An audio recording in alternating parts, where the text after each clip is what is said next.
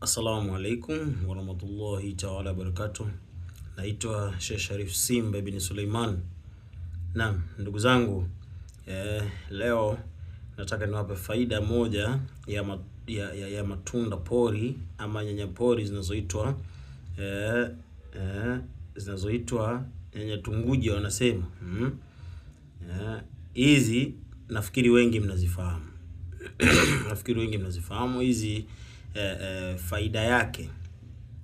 Hizi zinaitwa mtulatula kwa wale ambao wasiofahamu, ama mandulele tunaita.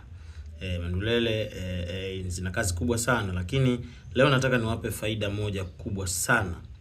Ikiwa wewe unaota ndoto alafu ndoto zile unazisahau, unaota ndoto ukumbuki, unaota mandoto ya kutisha, unaota ndoto za ajabu ajabu, nenda kachume ndulele 7. Nenda kachume ndulele 7, 6 ziwe za njano, alafu moja ndio iwe ile ya kijani, kwa maana utakuwa umepata ndulele 7.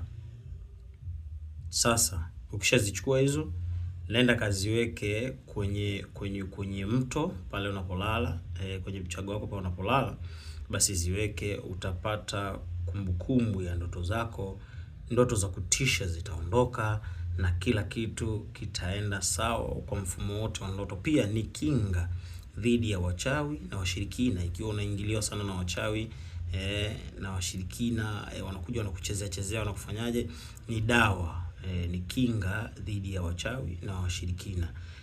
Hizo ndo faida mojawapo ya ndulele ama mtulatula.